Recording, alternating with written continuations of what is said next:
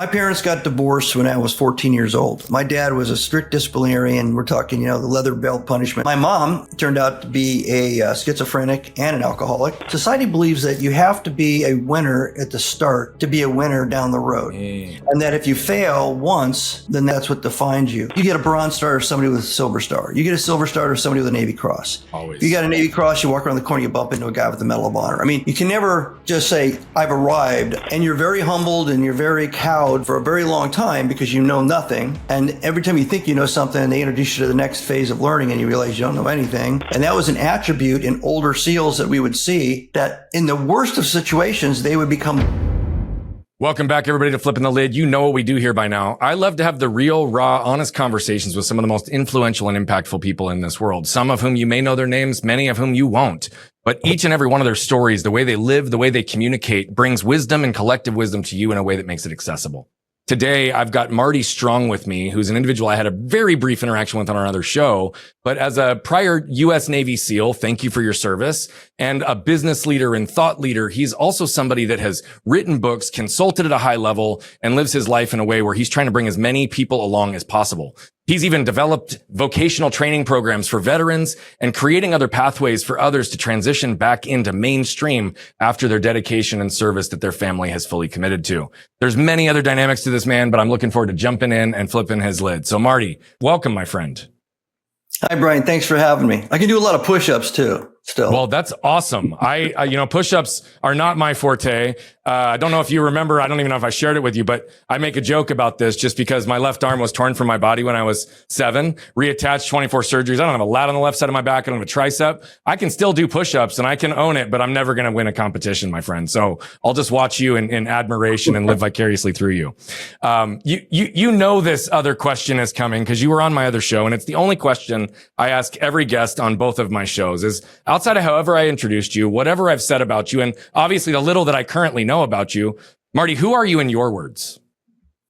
I think I'm somebody with an overabundance of imagination who doesn't understand why people wouldn't just help other people. So I just do it naturally.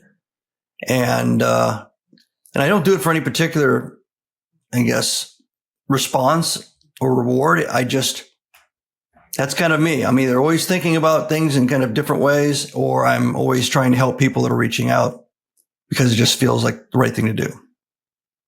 So I sense that in your energy, and there's a lot of overlap there, I think, in the way that you and I are hardwired. So we will definitely explore that further. But I do want to jump on just the very first way that you started. You said, I have an overabundance of curiosity. And it's interesting because abundance in and of itself is expansive and unlimiting. And then you're saying I have an overabundance of what I believe, honestly, is one of the things that allows and makes us human, which is this curiosity component. And so could you just unpack that a little bit more for me? Why the overabundance? And as you describe yourself as a curious person, you did it through the context of helping others. But I have a belief that that curiosity extends far beyond just people as well. So my father was an artist as a hobbyist, but he painted over 200 oil paintings and taught me a little bit about art and primarily how to sketch. And I started cartooning and things like that when I was really young. And eventually I wanted to write a book, which, as you mentioned in the intro, I've written quite a few.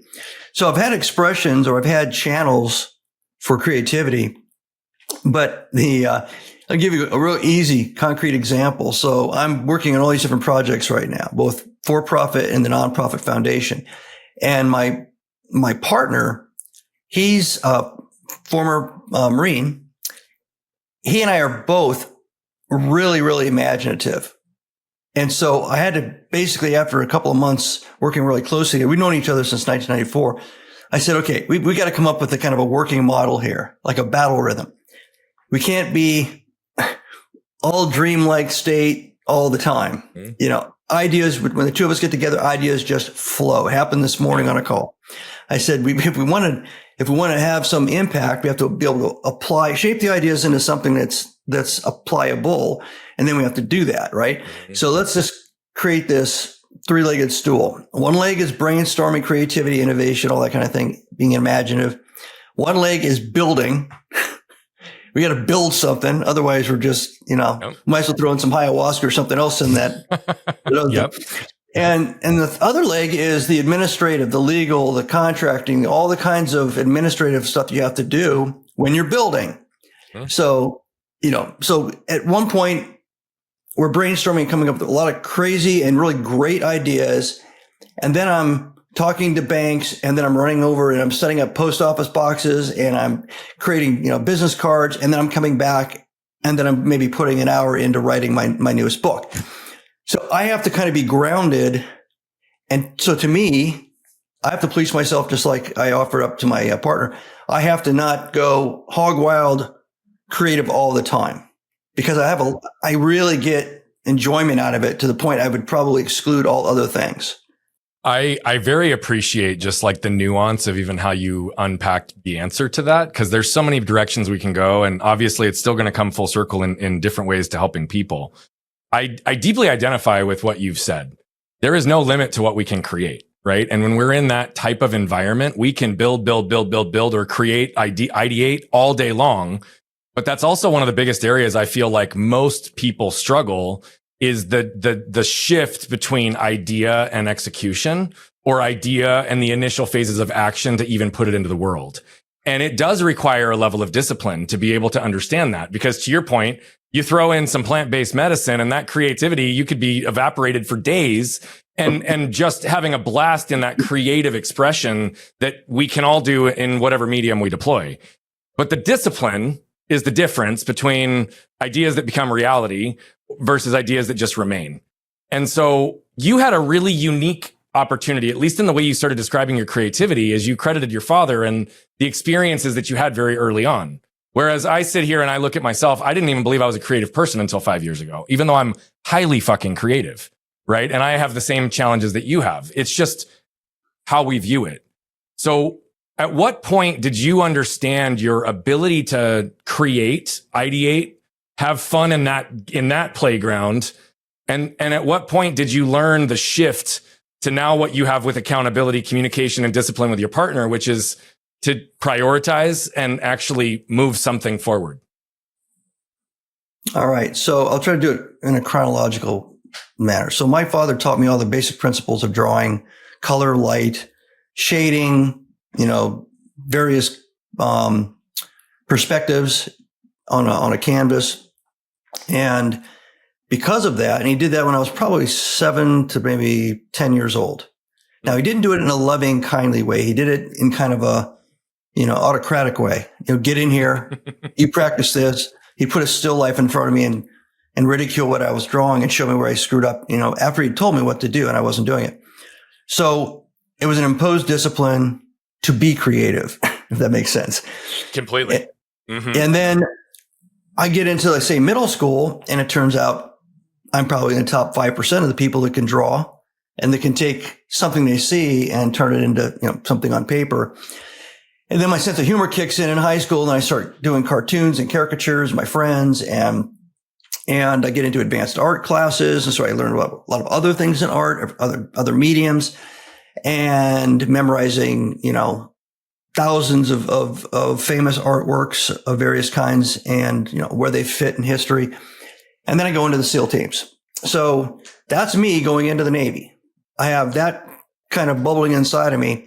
And right off the bat, nobody wants to know your ideas, because you're too junior, you're too stupid, you're too young, and you're basically just trying to get through the initial selection process, learn how to jump out of an airplane.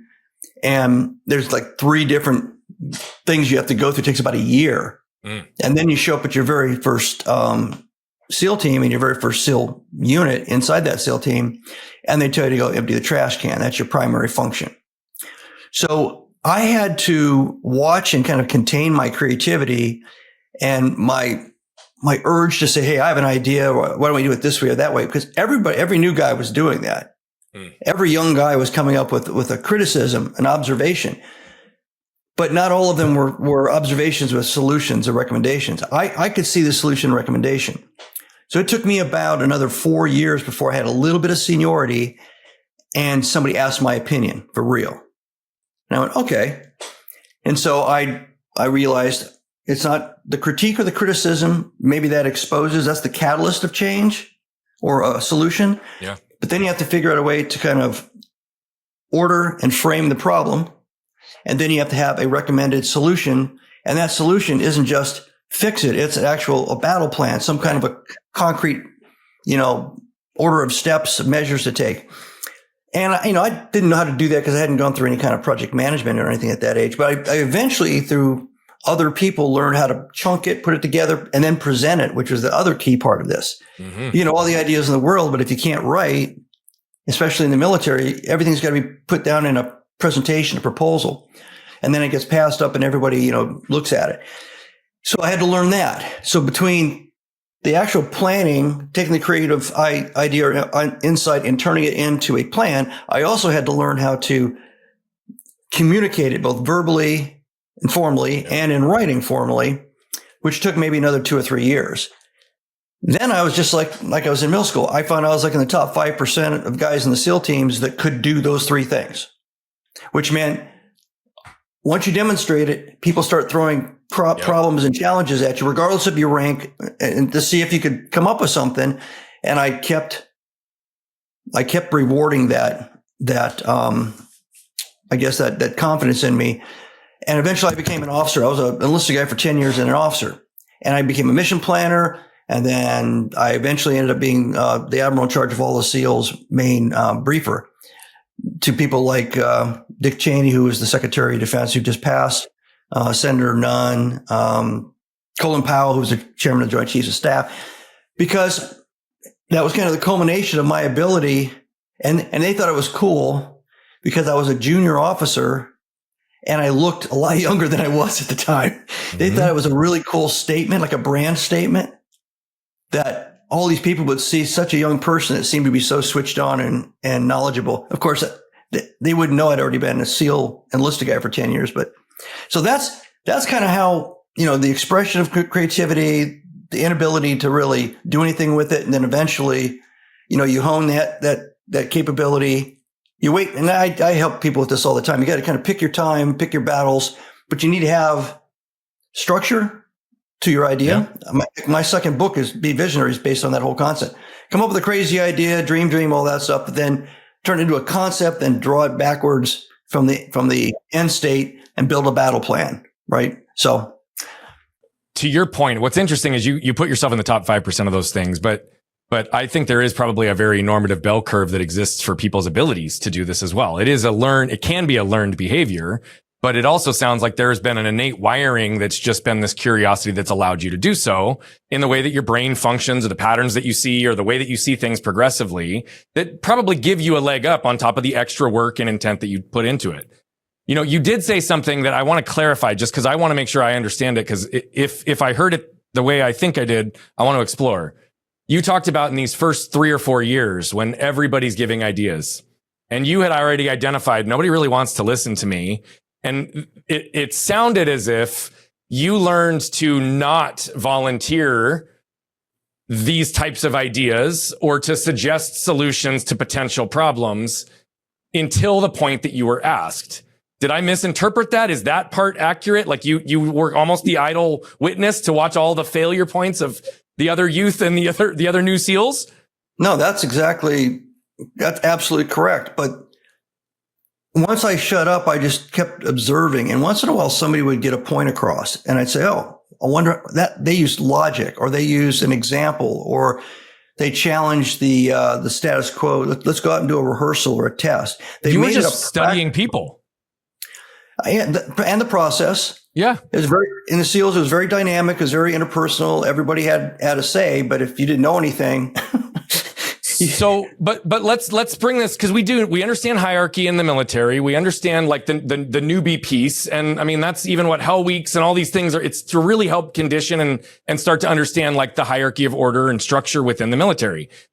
That said, you and I also both know that I don't know the exact average age for the SEALs, but we know that a majority of new enlistees, right, happen to be between those 18 and probably mid 20 years, right? So young men, largely. Is this accurate still? Yeah, I'd say 18 to 21 for the SEALs. is probably the largest window of enrollment age, right? Yeah. And so here's the other truth to this. And I've had other SEALs on this show. I've got friends that have been SEALs. That does not mean I am an expert. I only know what I've been shared with. But these are also typically the top performing type males in certain areas. They have ego. They've been the best at sports, the best in the areas. Like they're guys that come in with true ego. And yet what you're showing is humility and restraint in those early years to witness, observe, and learn versus the need to be heard. Do you have awareness to, or what do you believe are the dynamics that allowed you to be a passive but active learner versus needing to be heard in those first few years? Well, it's interesting. The ego question, when you're new, there's no ego. Now, you're right about the selection process. There's only when they come in, not after they're there. You have to have a high IQ to get in. You have to be able to get a top secret clearance. So there's a lot of things that you obviously physically fit. Yep. And then your psychological resilience has got to be extraordinary, which is why only 25% out of every class make it to graduation. And you're very humbled and you're very cowed for a very long time because you know nothing. And every time you think you know something, they introduce you to the next phase of learning and you realize you don't know anything. And I'd say that while you're in the service, what other people might see as ego is actually just an extreme level of personal confidence. But at the same time, humility in that there's always somebody else who knows something more than you. There's always somebody else. If you get a Bronze Star or somebody with a Silver Star, you get a Silver Star or somebody with a Navy Cross. Always. If you got a Navy Cross, you walk around the corner, you bump into a guy with the Medal of Honor. I mean, you can never just say, I've arrived. I'm it, right? Now, when you get out of the service and you talk about being a Navy SEAL, that's a little bit easier, because you're not confident in the fact that you can do all the things you did when you were at your prime, but you feel like maybe it's okay to let it hang out a little bit and talk it up, which maybe more ego, maybe 50-50, ego and confidence. So I guess the ego part of it is a perception.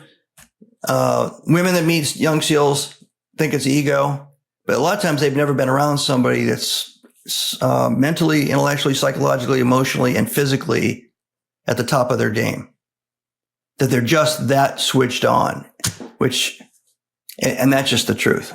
Yeah. So, yeah. To clarify, what I want to be clear on is I did not mean ego in a negative way towards SEALs in general.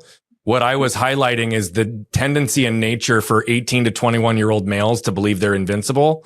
And at that point in their life, not have had the chance to be humbled yet. Now, the SEALs process does that, I think, pretty quickly. And that's what you're outlining. Yeah, within about 4 days.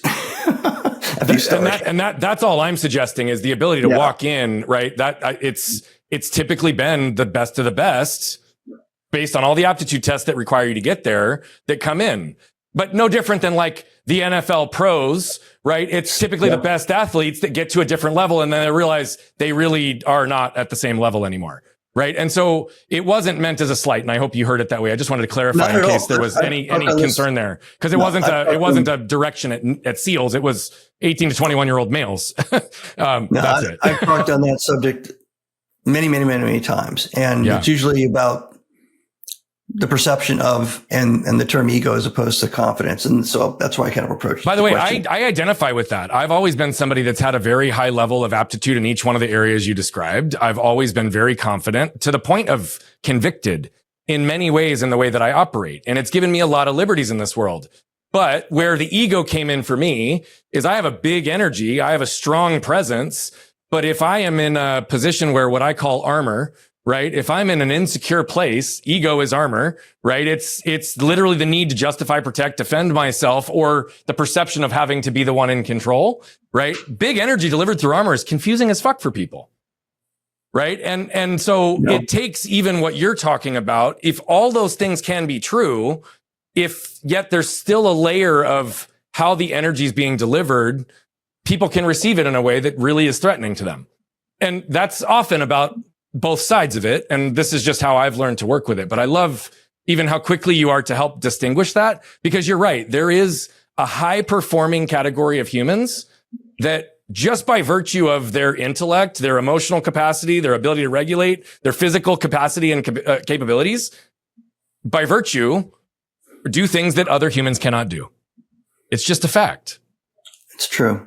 Interesting though, when you're talking about using energy to address challenges, things like that, you feel empowered and invigorated because you've got that drive, right? You've got, you're committed to figure it out.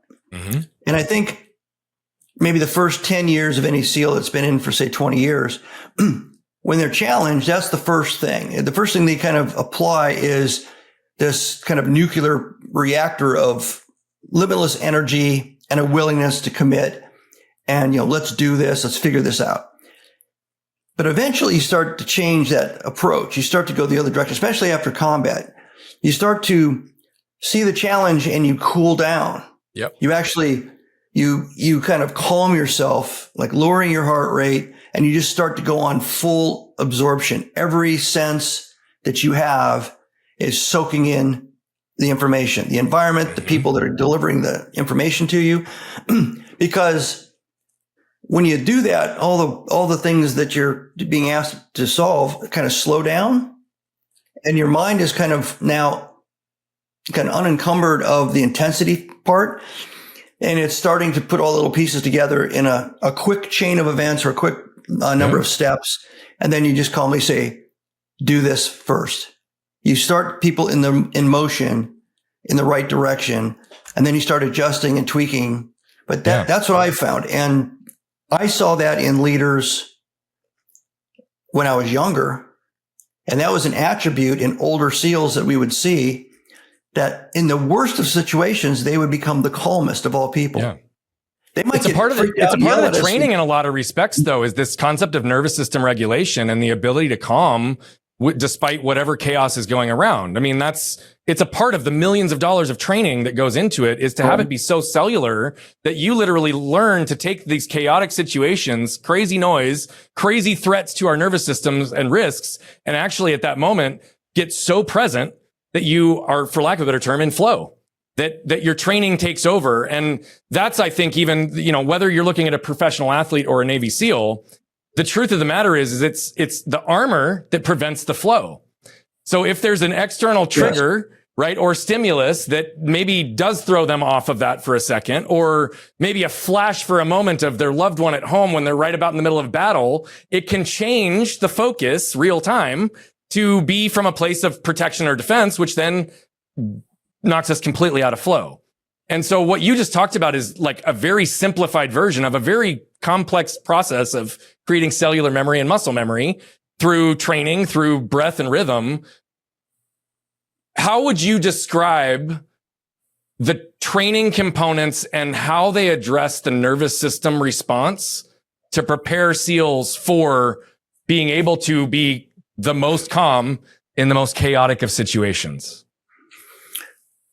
So let's say the scale is 100% is you are being shot at in combat. And you are responsible, not just for yourself, but you're responsible for other people around you. So you got a lot of accountability loaded on you, right? That's 100%. And the early, say, year of training exposes you to making mechanical mistakes. It exposes you to failing. And then it teaches you that failing's okay. As long as you don't quit, you can come up with a different way to do it, but don't quit. And now learn from what just happened. Honestly, with candid honesty, you have to say, okay.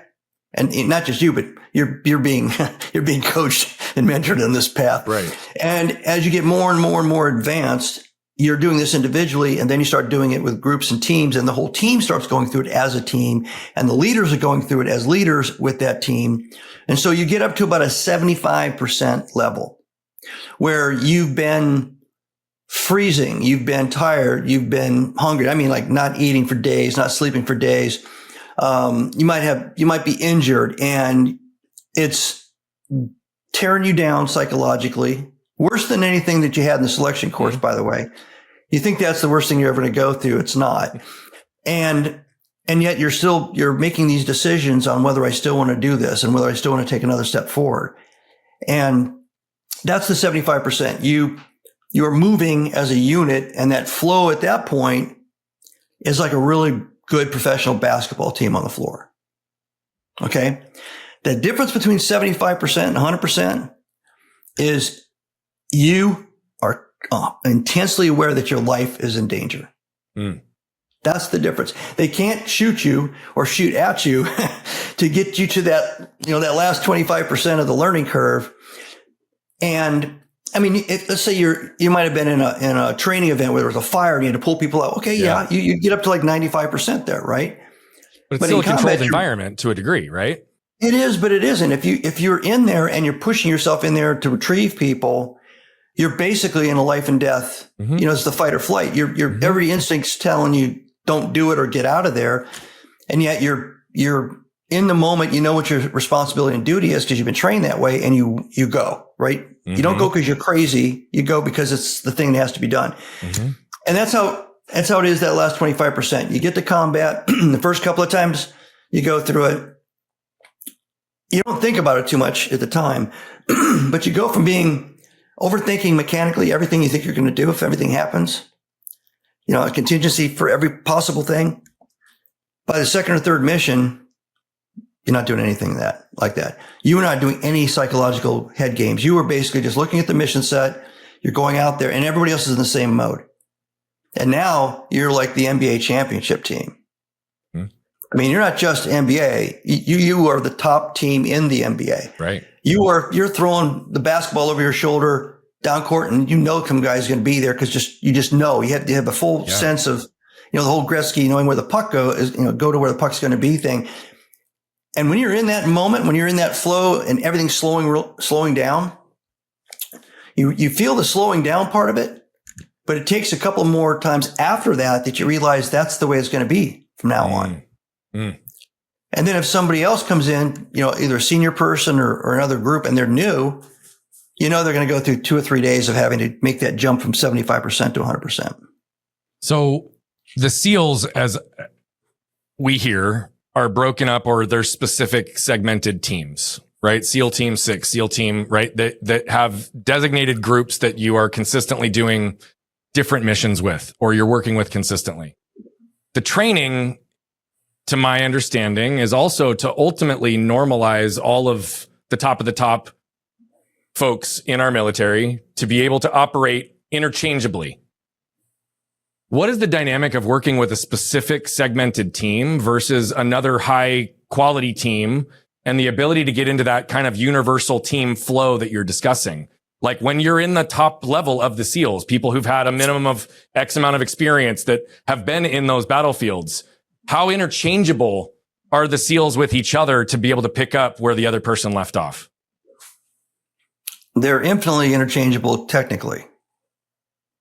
And I mean technically, not just equipment and technology. I'm talking about their physical and mental capabilities. They all came from the same process. They all came through the same system. If a guy gets, breaks his ankle, whatever, I get a guy just like that guy to replace him. There's no, it's not like in a company where you lose somebody and somebody comes in and they've got this huge learning curve to try to figure out what was Sally doing in the accounting department on these 5 client projects, right? That part's interchangeable for sure. The units themselves, you got SEAL teams, and SEAL teams have troops and platoons, which are subunits. The subunits train together and they train separately much more than they used to for a long time, up until probably until the War on Terror. Each SEAL team had a focal area, which was geographic. They all did the same missions. They just happened to be in different geographies. Now, if the geography demanded some new technical skill, like SEAL Team 2 had Northern Europe. So I spent a lot of time 300 miles north of the Arctic Circle when I was there. Well, you're not wearing jungle gear and putting up hammocks. You're basically skiing, right? And doing other things. And same thing in the jungle, same thing in the desert. There's a couple little tweaks in the equipment and some of the ways of getting from point A to B, but all the rest of the stuff, you're still doing, sabotage missions and reconnaissance missions and all the same missions. And when in 9/11, when the attack happened, the first thing that everybody said was, we need to get the best we have over there as fast as possible and try to do the most damage to the senior hierarchy of Al Qaeda. And the most mobile people in the U.S. military, other than the aircraft, were special operations. So that's why you saw the first guys that went in, the 12 Green Berets that went right off the bat and started getting the Northern Alliance and all the warlords together to fight the Taliban. But within, 5-6 months, you had SEALs and Green Berets engaging everywhere. Then came the next level, Marines, 82nd Airborne, 101st, and then eventually regular infantry, and so that's the normal kind of flow. And through that 10, 12 years, affectionately, everything over there was called the sandbox, whether it was Afghanistan or Iraq, everything got homogenized. So it completely went away from the tradition that I mentioned first of geographic focal areas and all that. As a matter of fact, those mission differences like skiing or jungle warfare specific, underwater ship attacks, mini submarine stuff, that all got put in mothballed for a decade. A decade. Every single SEAL and every single Green Beret from any place in the United States all deployed to do the same mission in the same area for a decade. So they've had to undo that, unwind that, which means that in answer to your question, they've all kind of homogenized into co-equal units that understand each other. They're all doing the same thing. And they were much, much more interchangeable than they would have been, say, in the 1980s. Working with other units, same kind of a thing. If the other units are moving and if you control the environment, if you own the airspace in an Iraq or Afghanistan, it's a totally different thing. The normal special ops mission is you go in, you don't have air support. Right. You're sneaking in. It's not an You're open self-sufficient. battle. Right. But if you're in an environment where you have those people helping you, it takes about 10 minutes of talking to them to realize that they're committed to making you successful. Aviation guys, intelligence people, anybody and everybody you can think of, they all just want to be part of the team and they all just want the team to win. And as time goes on, they become very emotionally intertwined with the personalities, and everybody actually has deep empathy and kind of a love for each other, because everybody knows that if they screw up in their various jobs, somebody could die because of it. So it bonds everybody together, regardless if they're SEALs, working with SEALs, or whether they're SEALs working with all the other different agencies and services. Got it. Earlier you had talked about the dynamic of your creativity almost being forced in some ways. And even to the point of he would teach you to do something and then you would almost get in trouble for doing what he just taught you in a different way, or because you're learning, right? In many ways, it almost sets you up and conditioned you for being able to easily adapt into a SEAL type environment, because there are very specific ways and protocols and things that need to be done and trained right out the gate. The other flip side to this is I know that, for example, myself, I often say that I grew up in a household where there was one right way to do everything. I just didn't know the right way until I got it wrong. Right. And by virtue of a variety of different things, none of this is intended to blame my parents. It also associated this dynamic of shame that I always believed that what I was going to do was wrong and therefore I needed to defend it or what have you. Right. These dynamics of early childhood conditioning, even down to having every decision made for you in those first few years, can sometimes really have an emotional component that sometimes also requires work on later. Not to mention PTSD, trauma from facing all of the battles and the missions. When you look at like your arc, your emotional development, your ability to regulate, your ability to understand, process, release, and deal with trauma, right? Whether it's from the micro nuance of little t traumas because of how your dad could have made you feel in those moments that could produce shame, or to the full blown elements of what you've done in the SEALs. How has your life, your journey, and your process allowed you to move through those, both from an awareness standpoint, from a healing standpoint, and then how you use that to empower and help others? So I mentioned some of these points in my books, even though they're business leadership books. I do mention them because of what you just said. They're part of my story. They're part of the journey. And also, I didn't understand how impactful they were until when I was older. I didn't. Most of the time we don't, right? Yeah. Right. Exactly. So my parents got divorced when I was 14 years old. My dad was a strict disciplinarian. We're talking, the leather belt punishments and all that kind of stuff. My mom turned out to be a schizophrenic and an alcoholic. Oh. So when the courts gave me and my brother and sister to my mom, we had a whole different level of fun that started.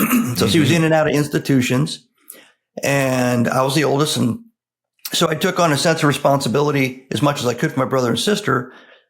And that, I think, is the root cause of my psychological resiliency. Now, looking back, and I know lots of other people, I've met lots of other people that have been in the same situation or had siblings. Mm-hmm.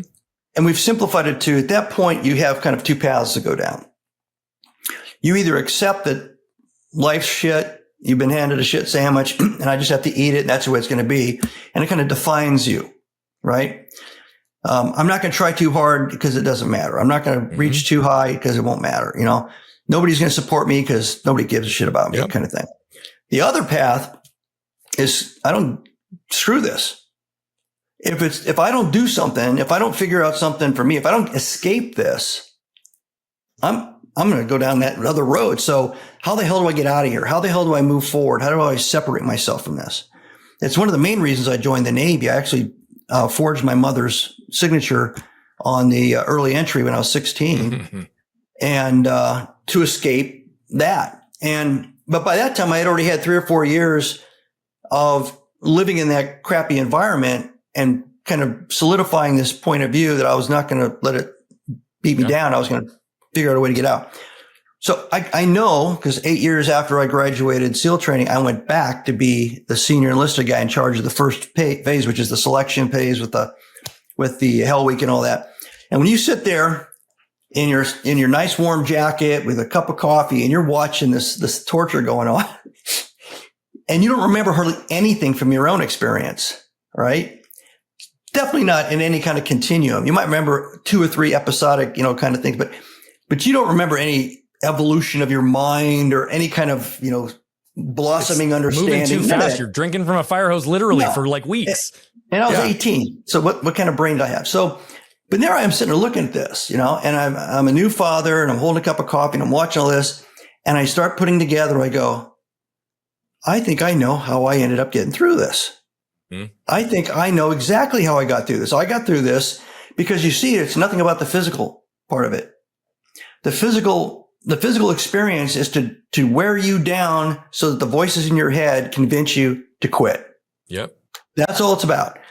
It's not about the push-ups. I mean, I was 125 pounds, 18 years old. I looked like I was 11. There's no way in hell looking at me that you would think I'd be a SEAL. Now, I saw people just like me over and over coming through the pipeline. And I'm thinking, well, they have nothing to lose, or they're just really obstinate or something. And all the instructors would really like those little guys because they wouldn't quit. Yeah. And then the big studly athlete guys would quit within a couple of days or by the second week because they didn't have this kind of psychological resilience. They hadn't failed enough, either physically or emotionally or any of these things. And they couldn't deal with the voices. So I came to that understanding at the age of 25 or 26 when I was looking at the experiment. And because I understood that, the old, that which does not kill me makes me stronger. I started to see my even the negative aspects of the way my father was and the negative aspects of the whole time with my mom, that I wouldn't be sitting here talking to you right now. I wouldn't have been a SEAL if I hadn't gone through that. That's what pushed me to the fork in the road. And by the grace of God, I went down the right one. And I've never had to second guess that. I've never had to second guess that or that about myself. So I feel from that point of recognition that it's applicable to any walk of life, anything I get involved in. And it's weird. You talk to people that have had really hard times in their lives, and you can take that other path at any time in your life psychologically. You can decide, I'm not going to let it define me that way anymore. I'm now going to, and I've talked to people about that, and I'll say, if you go this way, you're just as tough as a Navy SEAL, because this is all it is. It's all between your ears. Yeah. So I completely agree with everything you just said from an outside perspective, listening to it. And even if I didn't agree, it wouldn't matter because that's your perspective and that's the truth for you. But I do agree with all of it. However, I do want to highlight maybe a slight distinction and try to explore a little bit in a slightly different way.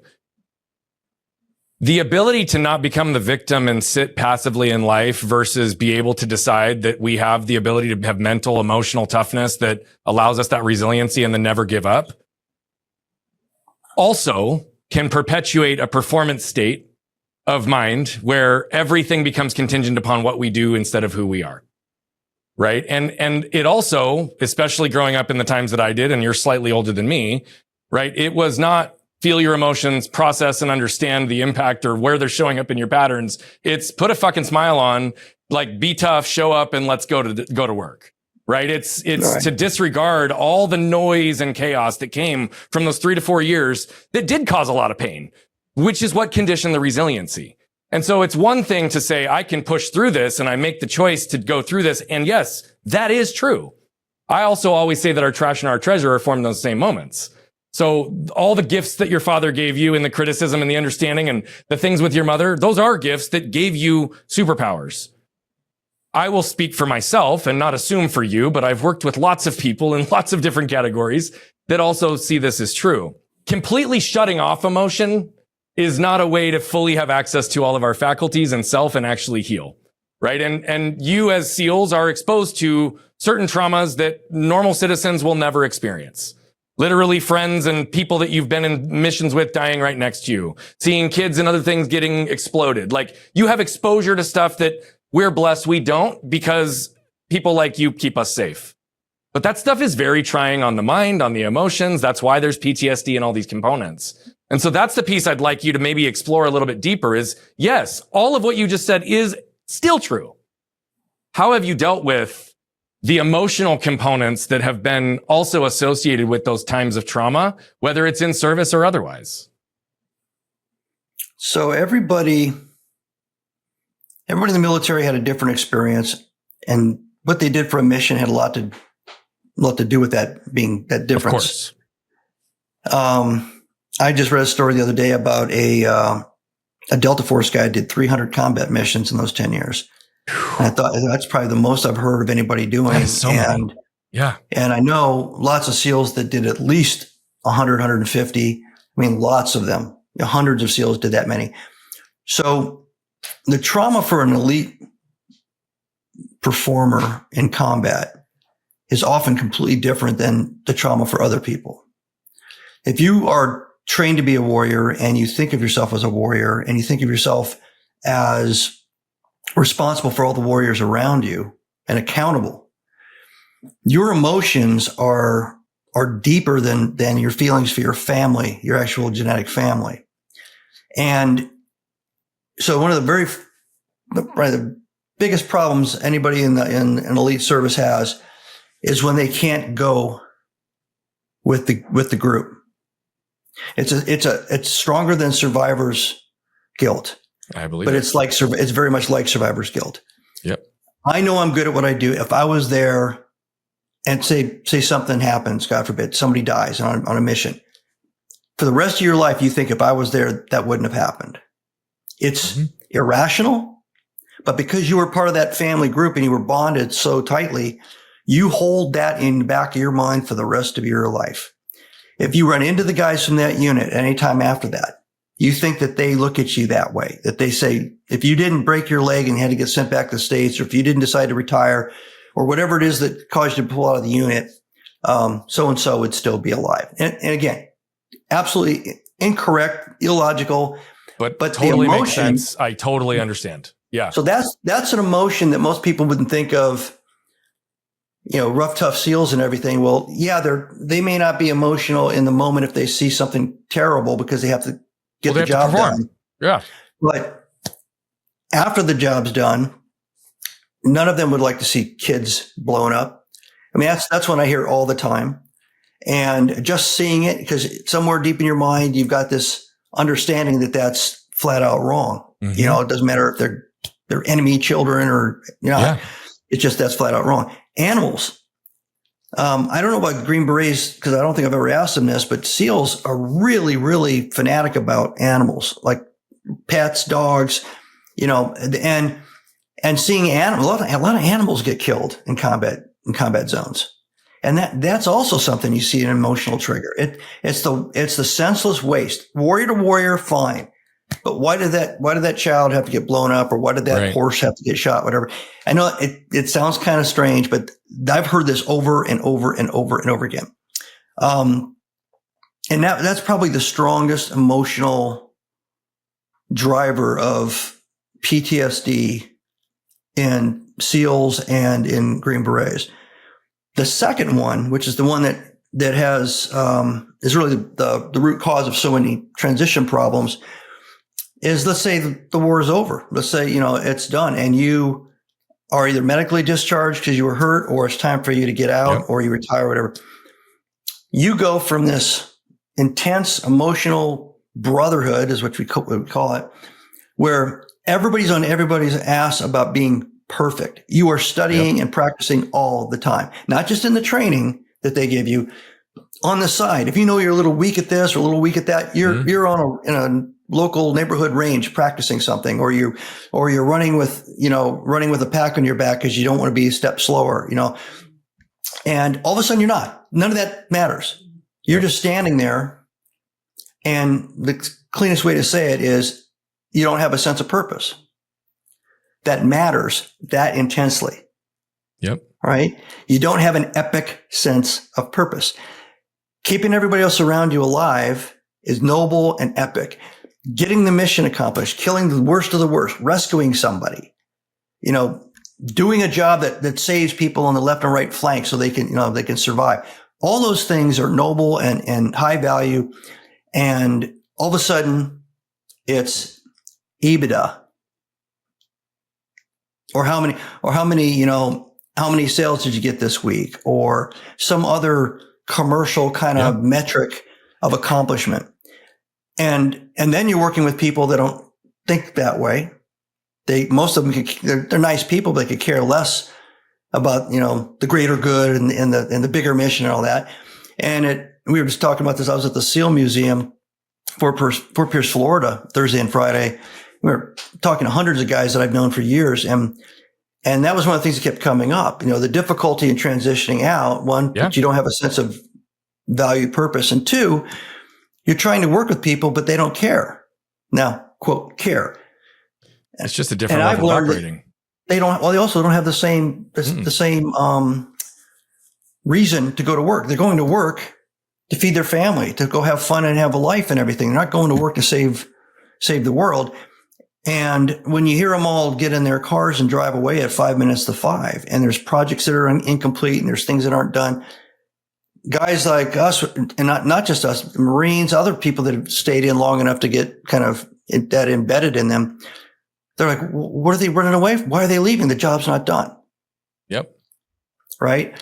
And so that cultural feeling is like, I'm lost because I can't find anybody that thinks like me and feels about things the way I do. And what am I doing here? What matters? I mean, just a paycheck? See what but that goes directly to what I was suggesting before in that shame dynamic in the what versus who, because being a SEAL becomes many guys and gals' identity, right? Their self-worth is literally tied to their ability to protect and save lives and be a part of the mission and be a team player and all the components that are there. And now all of a sudden, when that SEAL label goes away and it's back to civilian, not only are you not getting direction and your mission's defined for you and all those things, for the 95% that didn't have the problem solving skills that you did, right? That are true soldiers and warriors that now all of a sudden have to mainstream. It's the who they are completely shifts, even though who they are is also fundamentally the same. And that's also by virtue. What's interesting, I hadn't ever thought about it this way until I was talking about it with you just now. But the truth of the matter is, if you are in that type of a role, you almost want the person's identity to be fully locked up in that role to a degree. From a systematic perspective, from the overall organizational perspective, and every SEAL next to you wants you operating as a SEAL to be the only thing that's on your mind especially when you're on the field, right? Yeah. But at the same time, it doesn't set people up for transition in life after, when their body or their service or whatever kind of expires. And so a lot of the work that you also do is to help bring experiences, high pressure environments down to normal civilians. But I also know you're doing a lot of work with vocational training and getting people to transition back in to mainstream through a lot of these approaches. Before we go into and exploring those two things towards the tail end of our interview here, I'm going to go back all the way to the very beginning, and it's something that's woven through everything, but we haven't discussed in clarity yet. What is it about you and your life that gives you that innate, visceral drive to help other people? That's a great question. I think, so I'm from Nebraska, and people in Nebraska get to a 4-way stop sign and spend the next 5 minutes waving each other through. They're very polite. They're very polite. They're very caring. If you broke down with a bicycle on the side of the road, somebody would stop and immediately help you. I mean, it was the environment I was raised in, that there was a lot of strict rules and a lot of behavioral norms that were also policed by everybody in the neighborhood. But being kind and being considerate and being polite and being thankful, those are all things that were pounded into me by my parents and also by just the environment I grew up in. So it seemed, and being self-serving or self-focused was not there at all.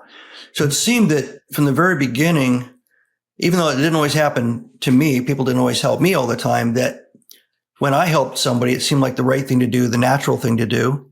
And it always made me feel like it was a good thing to do. I mean, whether it made a big difference in their life or not. And again, question is really timely, because I was talking to my wife, who right now is in Australia, because one of my 5 kids just had our 6th grandchild over there. Oh, congrats. So she asked me how things went when I went to the SEAL Museum. Did I meet a lot of people I knew and all that? I said, yeah.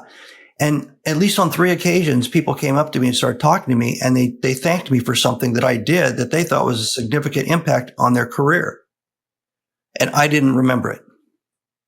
Not because I'm old and senile. I mean, you've done it thousands of times, and it's just who you are. Yeah. She said, it's because you don't think of it as a big deal. You don't think of it as a special project, or this is the way you are.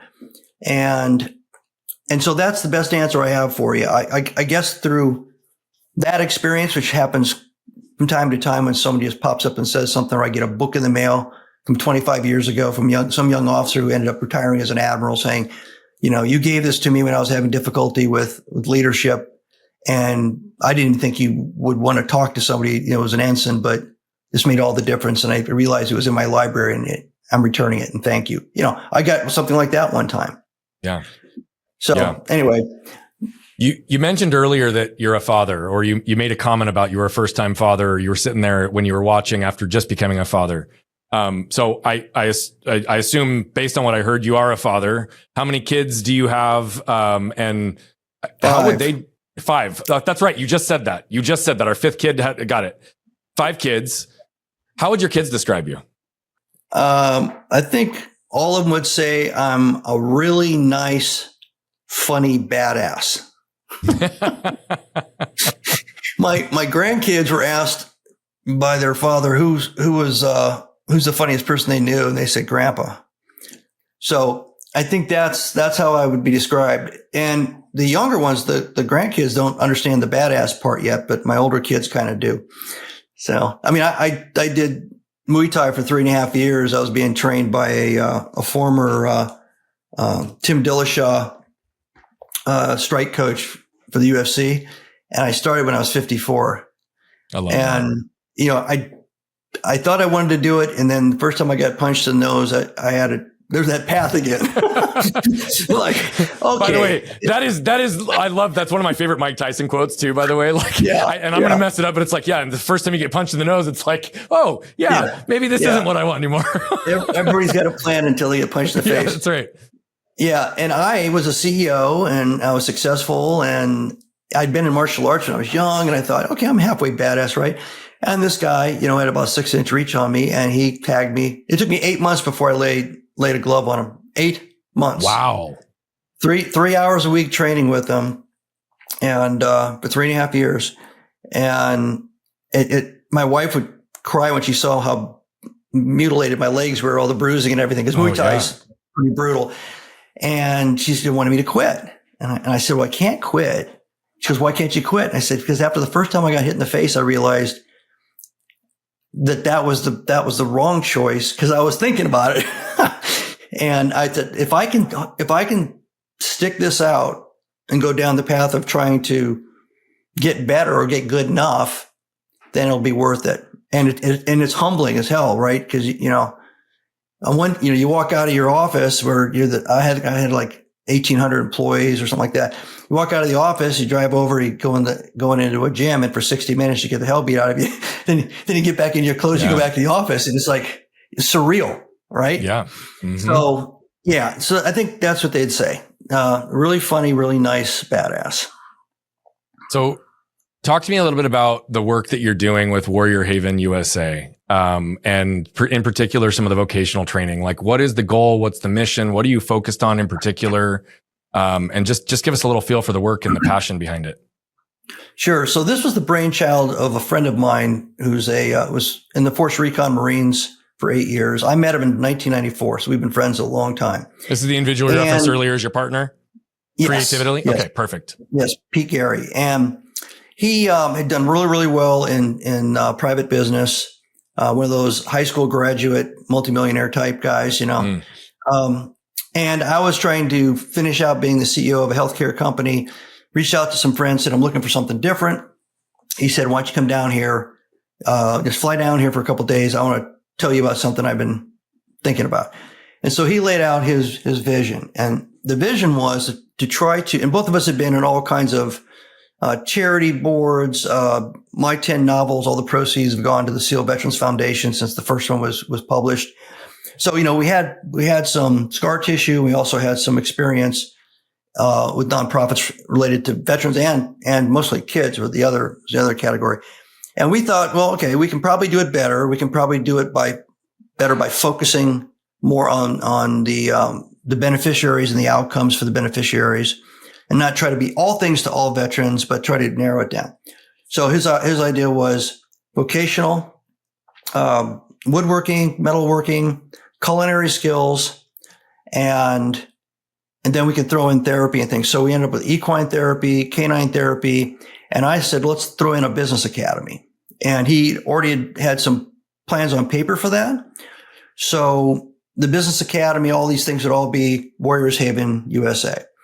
You throw a .com on there, you're there. And I said, so we basically fleshed out a business plan, built a website, did all the things you got to do to start rolling, started setting up big fundraising events, because we're building a 9,000 square foot, 2-story vocational training center. Beautiful. And upstairs, we'll be able to put 15 veterans. They can stay there for long periods of time. There's bedrooms, there's rec areas, there's laundries and all kinds of stuff, a kitchen. And downstairs, you have 4 sections. One's a media room, kind of like a TV studio, and then there's a big conference room for the business academy. Although most of it will probably be virtual. And then the 3 sections of the building are the 3 things that I mentioned before: woodwork, metalwork, and culinary. And then we're going to have a meditation center outside and some other things. So in the meantime, we have a 1,200 square foot shop where we've already been training veterans. 3 levels. First one's 1 day, so it's experiential or therapeutic. Canine, equine kind of falls into that. Or you can just do 1 day of woodworking, 1 day of metalwork, or 1 day, of culinary. The second level is actual training. You walk away with a skill set in all those 3 areas. And that's going to be anywhere from a week to a month duration. Yep. And then the third level is kind of an apprentice onboarding program. So, Pete's done a great job. He's got all these different industries in the South Florida area, and actually outside of South Florida now. They're willing to take apprentices. They know what the virtues are of veterans. And yet, if you put a veteran in a restaurant, what are they going to do?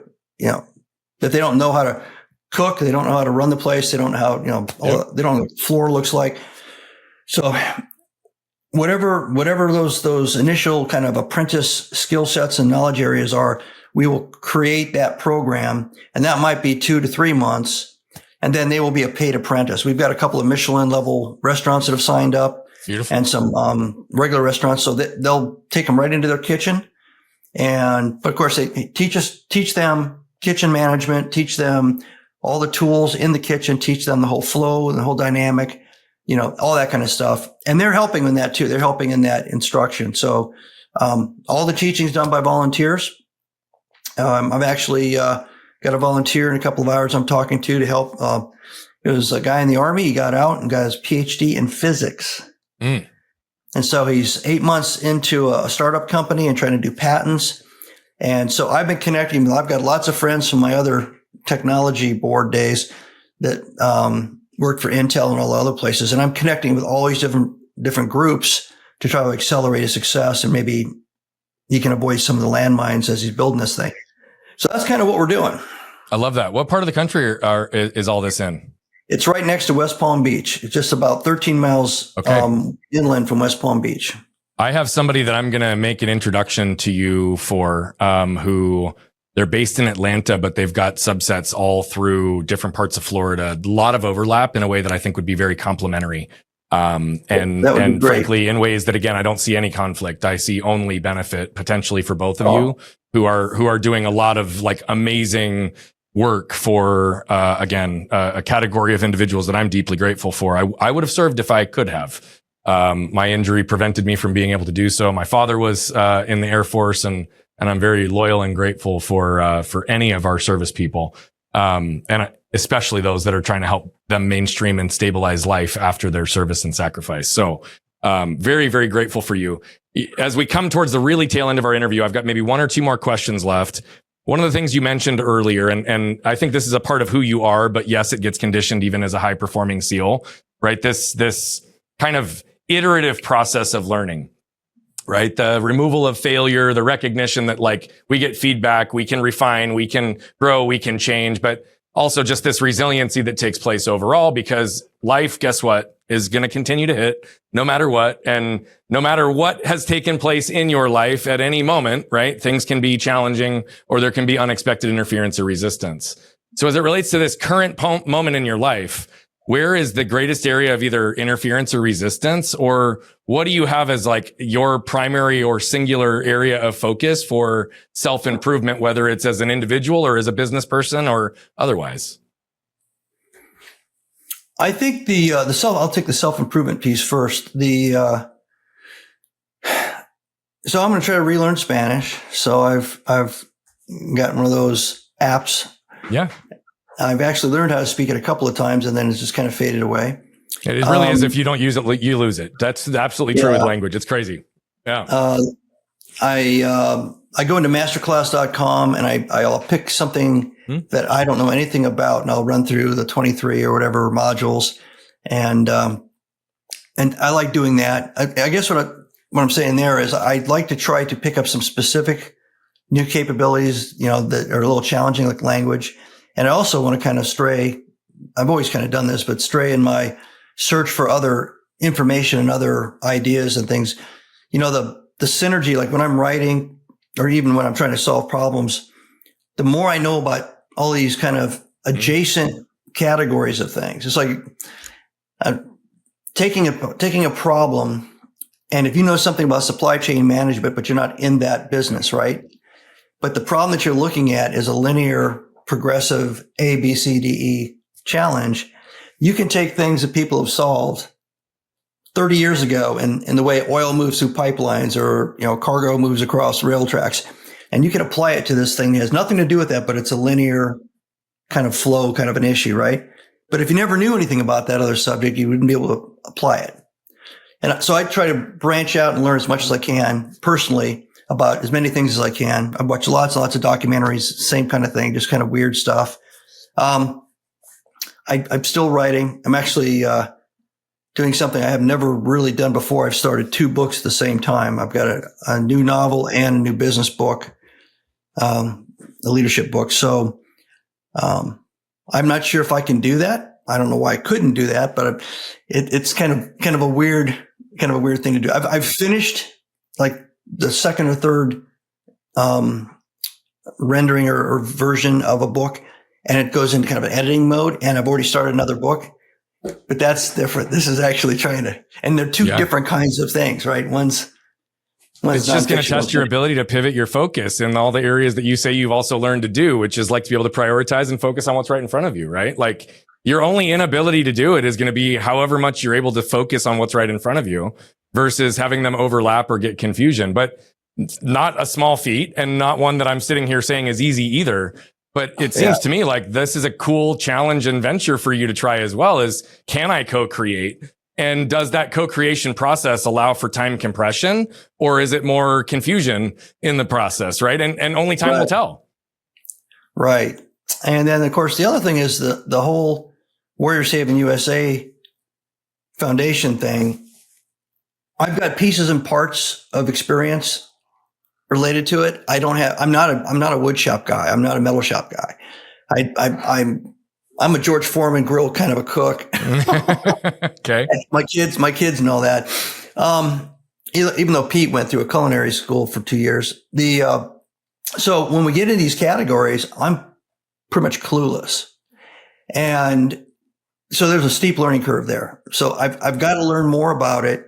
I don't necessarily have to get to the point where I could teach, how to use the 3D printer or the different lasers or lathes or anything. I'm naturally comfortable with the business academy. But then, I said, okay, the first guy we're going to get, he's going to want to open up like a food truck, or he's going to want to open up a shoe store. And the first guy we get is a PhD who has some advanced software. They go, great. Okay, I can't help you, but I will find other geniuses. Yeah. So that's what I did, and then fundraising and trying to learn how to do that well. Read 2 books on it and gone through a couple of webinars. I've talked to like 5 or 6 other veterans organizations that are much larger and more mature than ours, and to get kind of the gouge on what they say is wasted effort or what isn't. But, it's like sales. It's the old, you got to call 100 people and you're going to get 99 no's and 1 yes. Kind of comes down to that. So that's sad. I was looking for a shortcut, but it does. But I will also share with you one of the wisest statements that I got from a donor about 10 years ago. He was a donor that was one of the first 8-figure donors for an organization that I supported for a lot of years on a philanthropic and board standpoint. We did a pretty big capital campaign for this organization. And this was a guy that for 20 years had given 10 to 15 grand every single year. 10 to 15 grand, nothing bigger, nothing smaller, always in that range. And then all of a sudden, when asked with a very specific ask, he gave an 8-figure gift, over $1 million gift on the singular piece. So myself and the philanthropic partner that I was working with at the organization asked him, why for 20 years did you give 10 to 15 grand a year? And why this year did you give $1 million plus? And he said, because in 20 years, you never brought me $1 million idea. So it's as much about what you just said in terms of rep as it is actually about helping people understand the creativity that you and your partner are developing in terms of solutions and how they might be unique in the marketplace and what that end result will be. This is like the beautiful synergy of your entire life's work coming together to be able to actually see the complex problem, outline the solution, communicate it in writing and verbally, and find a way to create that compelling concept that money will flow, right? It's a different purpose and mission, but I think that's what's going to be fun for this as well, is down to the whole idea of purpose. This is literally the difference between saving somebody's life or not, because some of these veterans won't have another path without you. And if you put the same level of hierarchy and importance that you've outlined every SEAL does about, I don't want to be left behind, and this is my whole reason for existence, the passion, the clarity, the communication, and the heart that you bring into everything, I have every reason to believe fundraising will be of no issue. It's just a matter of how are you actually communicating it. Well, that's very nice of you to say. And you paraphrased a lot of what my wife's observations have been. Well, I've known you for about an hour, so if I'm up on line with what your wife has been telling you, I feel pretty good about my ability to see you, my friend. That's awesome. But truly, I love the work that you're up to. And as we come to the tail end here of this interview, we're right at the end. Is there anything you would like to leave our audience with? We're going to have all of your links for books and your websites and things in the show notes. But is there any closing thought or resource you'd like them to have? Usually when I'm asked this, I say the same thing. It's very sad to me. And this has to do with transitioning from anything, whether it's the military or professional sports or from one job to another one, or from a marriage, through divorce to another marriage. It's really sad to me that society, and I don't know whether it's the culture through movies and TV or parents, or I don't know who put this in our heads. Society believes that you have to be a winner at the start to be a winner down the road. And that if you fail once, then that's what defines you. And all I say is, if you can be an engineer, if it takes 3 or 4 years to be an engineer, to go through engineering school and become an engineer, and you're 38 years old or 45 years old, and you've got a college education, you can be an engineer. If you want to learn how to write software, 18 months, you can be a software designer. And there are so many things you can do. The only thing that really prevents you from doing it is you've been told that you have to decide that when you're in high school, or you have to decide at the end of college. And, I've been a SEAL. I've been a high net worth money manager for UBS. I've been a senior guy in businesses, $1 billion businesses. I've done startups. And now I'm doing what I'm doing right now. I don't see that there's any barrier. You just have to decide to humble yourself and apprentice yourself to the new thing you want to try out and go for it. Yeah. Forget all those rules. Forget all those impressions that you had that the only way to get ahead is to get ahead from the very beginning. Just reinvent yourself and then go for it. Beautifully said, my friend. I'm so grateful for your time, for your heart, for your willingness to share and explore today.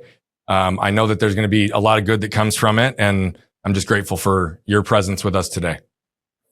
Thank you. And for those of you that just watched Marty flip open his lid and jump in, he talked about with complete awareness where some of the early conditionings, beliefs put him into a trajectory. But he also learned very quickly when to speak, when he was being asked to speak, and how to systematically be able to view problem solving through both identification of it, but also the clear outline of both the solution and the ability to communicate it, writing and otherwise. But this iterative process of realizing that you truly can accomplish pretty much whatever you want. If you can remove failure from your equation, you also can learn to get into flow and to trust at that high level of training the people that are around you so that your business, your missions, or whatever you're deploying can absolutely be accomplished. Marty knows what resiliency looks like, and he's now helping so many others transition into a mainstream world where their identity is much more about who they are and the impact that they make versus just the role that they once played. So you too can get there yourselves, but it's going to require you to flip open your lid and scan your can. We'll see you all next time. What you can probably tell by now is that I love telling these stories, but what I love even more is the impact that's coming from them. You see, we're on a mission to impact over 1 billion lives as quickly as possible, but to do that, we need you. See, we believe that moved people move people. And so all I'm asking is if you've resonated, connected with any of the messaging, please consider commenting, sharing, leave a rating and review. Thank you so much for tuning into Flipping the Lid. And if you want more information on the show, how to become a guest, how to recommend a guest, or any of the other details, head over to flippingthelid.com. We'll see you there.